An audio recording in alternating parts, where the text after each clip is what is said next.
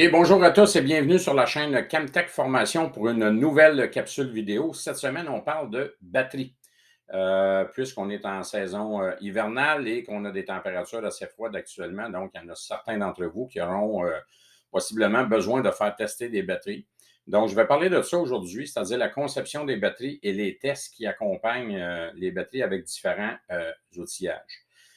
Je vais parler des batteries principalement de démarrage, même si je ferai une parenthèse par rapport aux batteries à décharge profonde qu'on appelle les deep cycle, qui vont alimenter possiblement un onduleur pour la couchette à l'arrière d'un camion ou peu importe pour alimenter des accessoires qui ne se testent pas pareil et qui ont une vocation autre que le démarrage et qui ne sont pas dédiés au démarrage du tout, du tout.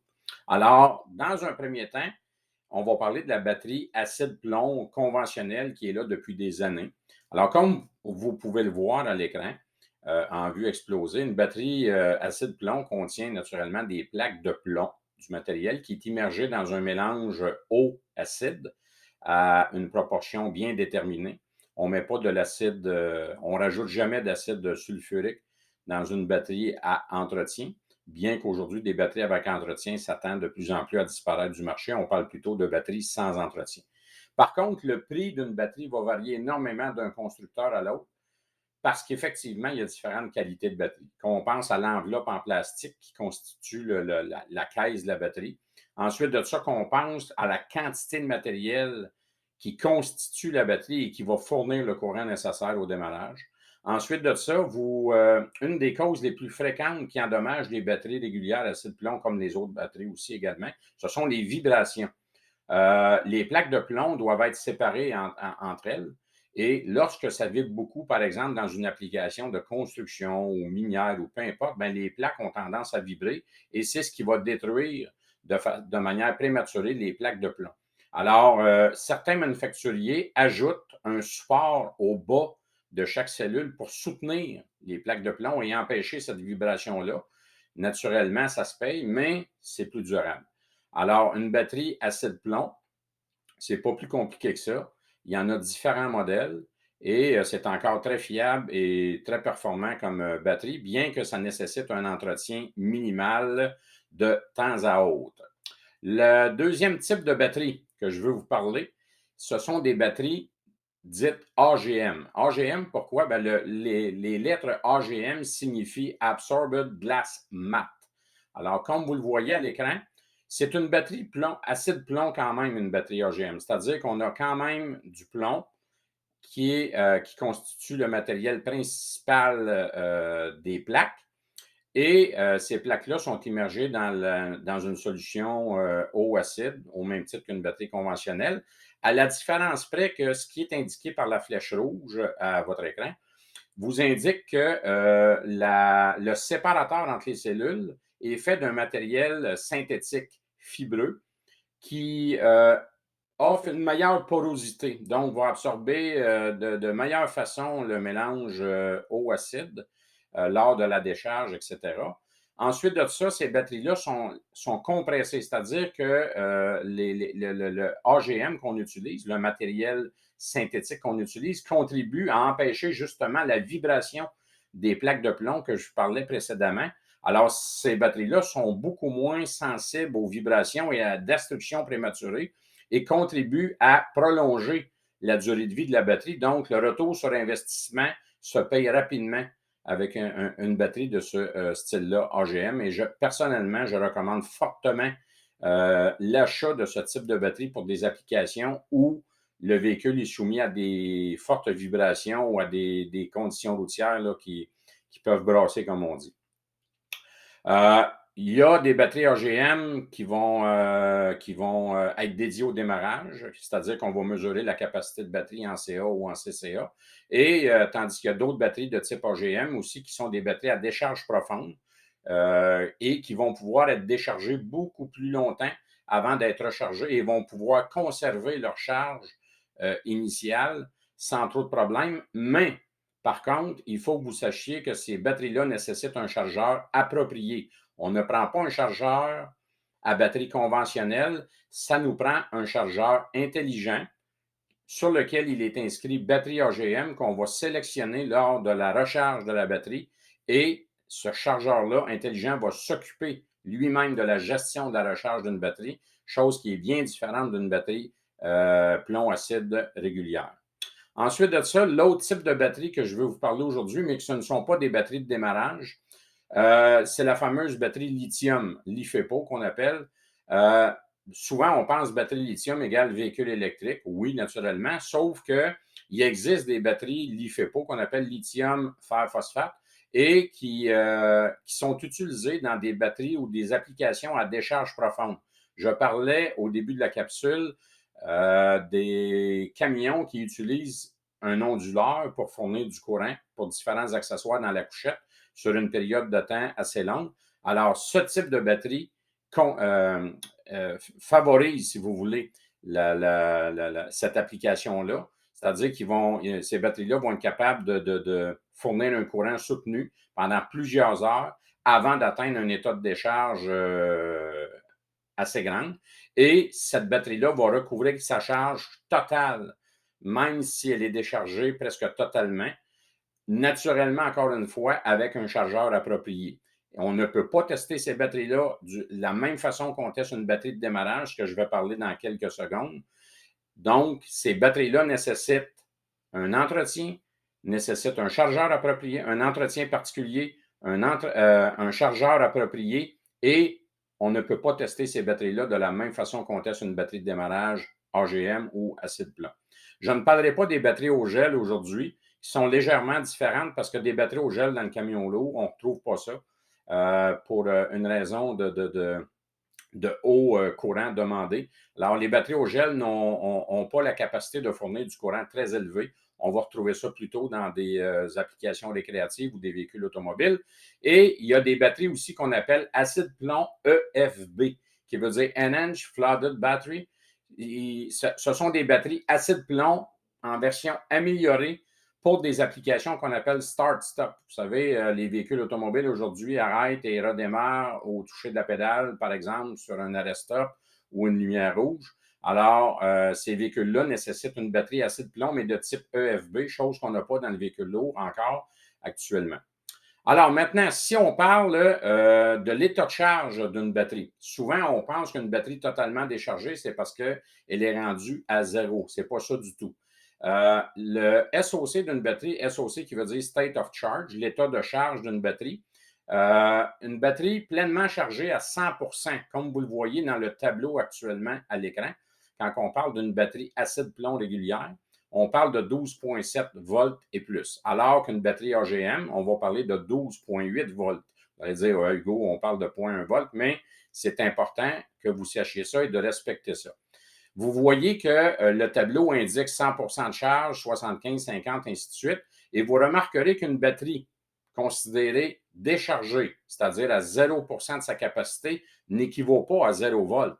On parle d'un seuil de 11,8 volts, autant pour une batterie acide plomb régulière qu'une batterie AGM. Donc, c'est donc dire que quand une batterie atteint une tension de 11,8 volts, on considère que la batterie est totalement déchargée et elle doit être rechargée. Et plus on atteint ça souvent, ce seuil-là, moins la batterie va avoir tendance à se recharger et de retrouver sa charge initiale à 100 On endommage la batterie, dans le fond, quand on fait ça. Et c'est là que la batterie AGM présente plusieurs avantages parce que la batterie AGM a la capacité de retrouver sa charge initiale et de supporter une décharge presque totale comparativement à une batterie acide plomb régulière. Donc, je disais donc tantôt, le retour sur investissement se fait rapidement et c'est une des raisons de plus qui fait ça. Alors, à retenir ici, une batterie qu'on considère déchargée n'est pas à 0 volts, mais à 11,8 volts et on peut atteindre ça rapidement. Et chose à tenir en compte aussi, plus la température est froide, moins la batterie est performante. C'est-à-dire qu'une batterie qui normalement fournit 100 de sa capacité, bien, rendu à des températures de moins 10, moins 15, moins 20 Celsius, va fournir à peine 50 de sa capacité à cause du froid. Donc, le froid endommage les batteries, mais la chaleur aussi endommage les batteries, beaucoup plus que le froid. Quand on parle de test de batterie, il existe différents outils pour tester les batteries. dont l'outil que vous voyez à l'écran, on appelle une pile au carbone. Une pile au carbone, en résumé, va mesurer, c'est-à-dire l'impédance de la batterie ou sa résistance interne, si vous aimez mieux. C'est un test qui est très, très invasif pour une batterie, c'est-à-dire qu'on va affaiblir la batterie. Alors, quand on teste une batterie, ce n'est pas parce que la batterie va bien ou on soupçonne probablement qu'elle a quelque chose, tout ça. Puis en plus, avec une pile au carbone, oui, c'est une vraie charge qu'on va demander à la batterie lors du test, mais cette charge-là peut rendre la batterie complètement défectueuse juste à cause du test. Alors, vous voyez les différentes étapes. C'est un test qui prend un certain temps à effectuer. On ne peut pas arriver. Premièrement, on ne fait jamais ça sur une batterie froide. La batterie pourrait exploser. Il faut que la batterie soit à température pièce, idéalement. On doit avoir une tension minimale de 12,4 volts, mais ça, c'est toujours avant de tester une batterie. Si ce n'est pas le cas, on la charge avant et on s'assure d'avoir minimalement 12,4 volts. Ensuite de ça, il faut enlever avec une pile au carbone la charge de surface qu'on appelle. Ce n'est pas un mythe. Une batterie, vous avez vu la conception tantôt avec les plaques de plomb. Il y a une charge qui s'installe dans la surface et il faut enlever cette charge-là si on va avoir un résultat précis. Parce que si on n'enlève pas cette charge de surface-là, bien à ce moment-là, le résultat du test va être biaisé à cause de ça. Alors, il y a une façon d'enlever cette charge de surface-là, c'est-à-dire qu'on applique la moitié du CCA pendant 5 secondes. Très peu de gens le font, mais c'est important de le faire parce que sinon, comme je vous disais, le résultat du test est biaisé. Ensuite de ça, on doit attendre 3 à 5 minutes puisqu'on vient de demander à la batterie quand même une certaine décharge. On vient de provoquer sur la batterie une certaine décharge en retirant la charge de surface. On va donner le temps à la batterie de se stabiliser. Et ensuite de ça, on va appliquer la moitié du CCA pendant 15 secondes. Et là, on va vérifier, voir si la tension ne descend pas plus basse que 9,6 volts. Et ça, c'est en tenant compte de la température ambiante. Le 9,6, c'est pour une température ambiante de 21 Celsius ou approximativement, mais pas une température de 0 Celsius. Plus la batterie est froide, comme je disais tantôt, moins elle est performante, moins elle est efficace. Et surtout, à ne pas négliger, regardez l'étape numéro 7, recharger la batterie avec un chargeur approprié avant de laisser le véhicule repartir. Ne pensez pas que l'alternateur va recharger la batterie. L'alternateur n'est pas un chargeur à batterie, c'est un appareil de maintien de charge. Un alternateur va maintenir la charge d'une batterie, mais ne rechargera pas la batterie à son état initial. Ça prend vraiment un chargeur pour remonter la batterie. Donc, ce test-là est très invasif. Imaginez-vous si la batterie est déjà affaiblie et qu'en plus, on lui demande on lui impose une charge parce qu'on n'a pas le choix avec la pile au carbone. Dans le fond, c'est une vraie charge. Ça dégage énormément de chaleur en plus et il faut refroidir la pile au carbone pour ne pas l'endommager. Mais bref, je reviens à la batterie. On lui demande une charge pendant 15 secondes et souvent, on ne recharge pas la batterie avant de laisser repartir le véhicule. Alors, on vient d'affaiblir encore plus la batterie. Depuis quelques années maintenant, il existe des vérificateurs de conductance qu'on appelle. C'est-à-dire que tantôt, je vous disais précédemment, je reviens avec la pile au carbone. Une pile au carbone vérifie l'impédance d'une batterie. L'impédance, c'est la résistance interne d'un composant. Donc, on vérifie, dans le fond, on mesure la résistance interne avec la pile au carbone, alors que les nouveaux vérificateurs électroniques qui sont parfois contestés dans l'industrie en disant ah, c'est pas bon parce que ça n'applique pas une vraie charge à la batterie, tout ça. C'est pas sur le même principe. Donc, on ne peut pas dire que c'est pas bon parce que ça n'applique pas une charge ou on ne demande pas une vraie charge à la batterie, communément appelée une load. Donc, cet outil-là va mesurer la conductance de la batterie avec un algorithme programmé dans l'appareil. C'est important de fournir les bonnes informations quand on branche cet appareil-là, parce que l'appareil va tenir compte d'un paquet de paramètres, dont la température. Est-ce que la batterie est dans le véhicule ou hors du véhicule? Est-ce qu'il y a des poteaux de batterie qui sont sur le dessus ou sur le côté? Alors, tout ça a une influence sur le résultat. Et si vous voulez que votre résultat soit précis, bien, c'est important de lui donner les bonnes informations. Et vous voyez sur l'image qu'il y a des poteaux là, de batterie là, qui sont fournis dans l'ensemble. Alors, c'est important de les utiliser pour bien brancher les petites pinces crocodiles pour faire le test.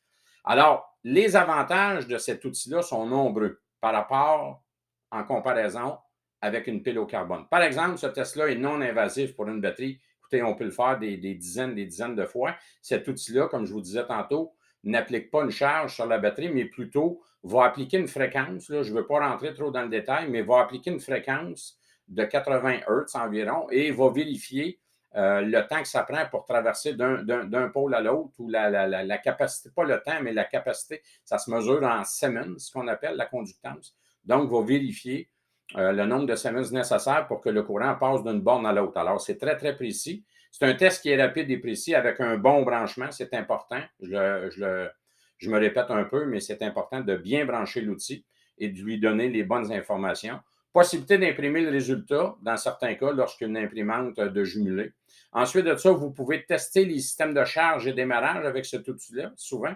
Dans le menu, vous pouvez sélectionner ces tests-là. Donc, on fait une pierre deux coups, c'est-à-dire qu'on teste nos batteries et en plus, on est capable de tester notre système de charge et démarrage en suivant les instructions à l'écran de l'appareil. Le résultat du test peut indiquer plusieurs possibilités. Là, j'en ai mis 3, mais il y en a d'autres. Par exemple, de recharger la batterie et de retester. Alors, l'appareil a la capacité de dire cette batterie-là a besoin de recharge avant et on va retester après. Il va vous l'indiquer. Il peut vous indiquer qu'il y a une mauvaise cellule dans la batterie. Il ne vous dit pas laquelle naturellement, mais il vous indique que la batterie est bonne, mais il y a juste une cellule qui est défectueuse, mais ça fait en sorte que la batterie n'est plus viable. Et il peut vous indiquer aussi de remplacer la batterie si celle-ci, elle est défectueuse. Les manufacturiers exigent souvent l'utilisation de cet outil-là, même de plus en plus, pour honorer leur garantie. Donc, c'est peu dire par rapport à la précision que ce test-là a comparativement à la pile au carbone. Et nul besoin d'attendre pour faire ce test-là, c'est-à-dire qu'on branche l'appareil, même si la batterie est très froide, on peut faire ce test-là sans problème, sans danger de causer une explosion de la batterie. Par contre, l'appareil va devoir tenir compte de la température et dépendamment du modèle de vérificateur de conductance que vous avez, l'appareil peut vous demander de rentrer la température manuellement ou il y a même des appareils un peu plus sophistiqués maintenant qui ont un thermomètre infrarouge que vous pointez sur la batterie et l'appareil va mesurer par elle-même la température de la batterie. Et finalement, le prix d'achat de cet outil-là maintenant, aujourd'hui, n'est pas tellement plus dispendieux que l'achat d'une pile au carbone. Une bonne pile au carbone, avec un nombre de CCA suffisant pour tester des batteries de véhicules lourds, on parle de 800 à 1000 $ facilement, alors qu'un outil comme ça, dépendamment du modèle, va coûter peut-être entre 1000 et 2000, peut-être 2500 $. Donc, le retour sur investissement se fait rapidement avec un outil comme ça et vous pouvez imprimer le résultat, vous le branchez après votre bon travail ou vous le montrez au client et le tour est joué. Alors, j'espère que vous avez apprécié la capsule vidéo d'aujourd'hui. Je vous invite à me laisser vos questions dans les commentaires sous cette vidéo si vous en avez, ça me fera plaisir. Et je vous invite aussi à souscrire à ma chaîne vidéo en cliquant sur le bouton souscrire, abonner. Et il y en aura d'autres capsules vidéo qui vont suivre. Donc, en vous abonnant, vous serez automatiquement avisé de la sortie d'une nouvelle capsule vidéo. Alors, ça me fait plaisir et je vous dis à la prochaine.